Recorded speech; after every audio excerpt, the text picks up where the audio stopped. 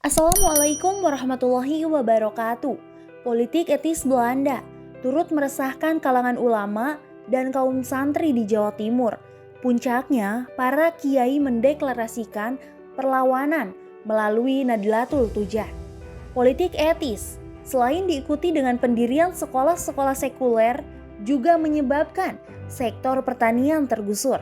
Tanah-tanah milik rakyat yang selama ini sebagai lahan pertanian direbut secara paksa oleh pemerintah kolonial untuk lahan industri perkebunan.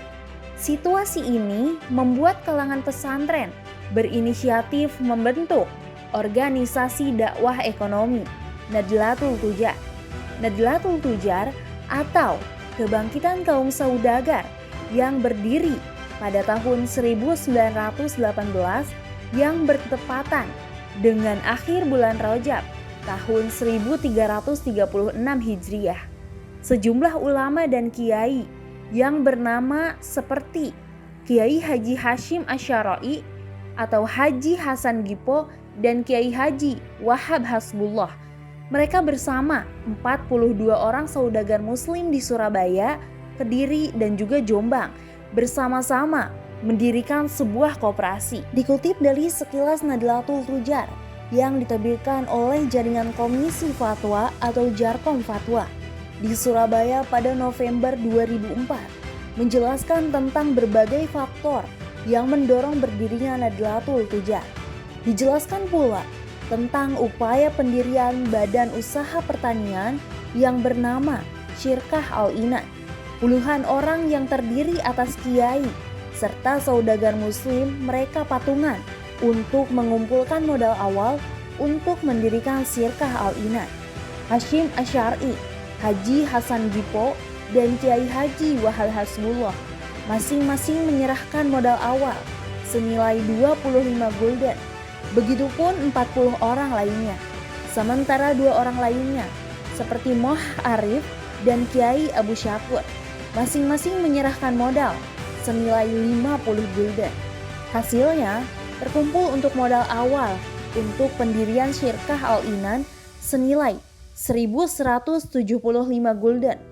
Keuntungan usaha dibagi 2 sama besar, yaitu 50-50 setiap tahun sekali. Besaran keuntungan 50% yang diterima tiap anggota dihitung sesuai dengan modal yang dia setorkan. Sementara 50% sisanya disetorkan untuk membesarkan usaha. Mudah-mudahan usaha ini dijadikan Allah sebagai suatu panutan yang menjadi berkat. Dikutip dari lampiran teks terjemahan Deklarasi Nadlatul Tujar. Dalam lampiran teks terjemahan Deklarasi Nadlatul Tujar, dijelaskan tentang situasi sosial yang mendorong pendirian organisasi tersebut. Para kiai merasa prihatin dengan fenomena kemerosotan bangsa beserta generasi penerusnya.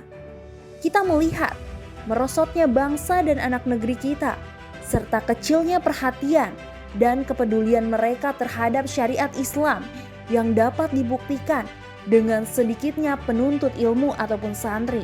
Lampiran teks terjemahan Deklarasi Nadlatul Tujar.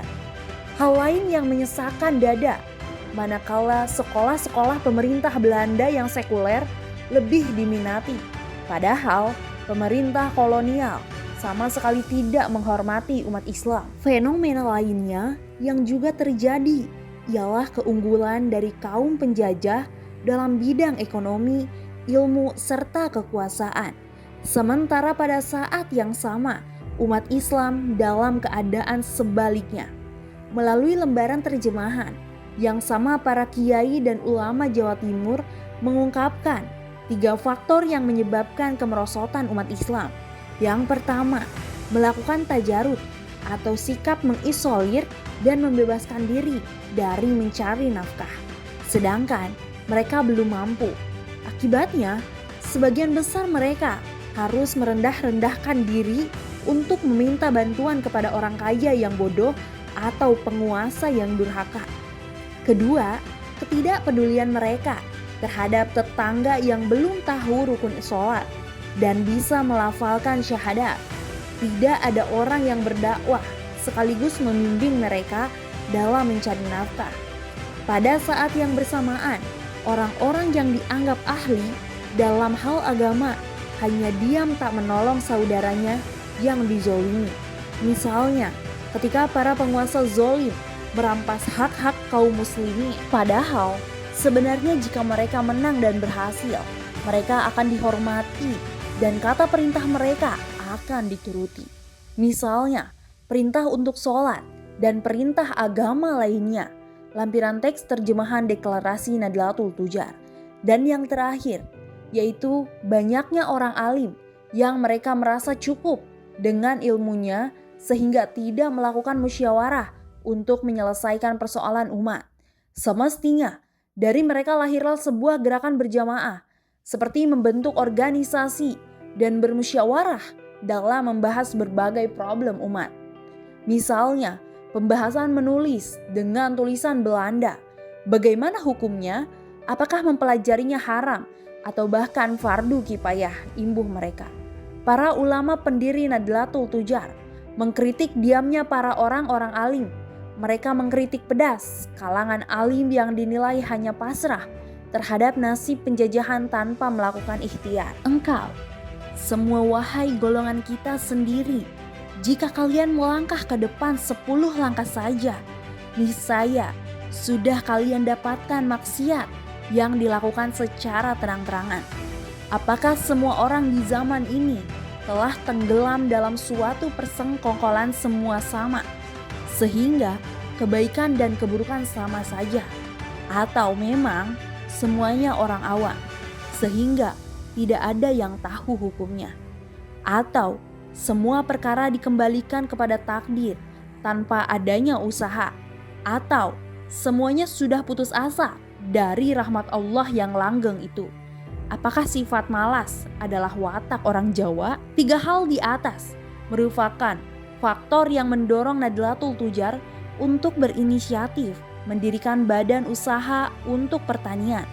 Mereka bahkan membentuk struktur keorganisasian yang terdiri atas Kiai Haji Hashim Asy'ari sebagai ketua dan Kiai Haji Wahab Hasbullah sebagai bendahara.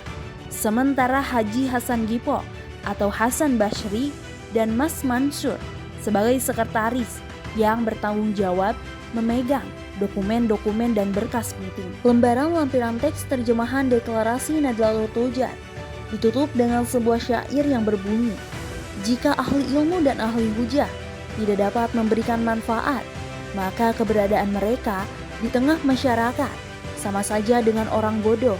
Demikian juga jika seseorang tidak memberikan manfaat kepada orang lain, maka keberadaannya bagaikan duri di antara bunga." Bagaimana menurut kalian? Silakan tulis pendapat kalian di kolom komentar.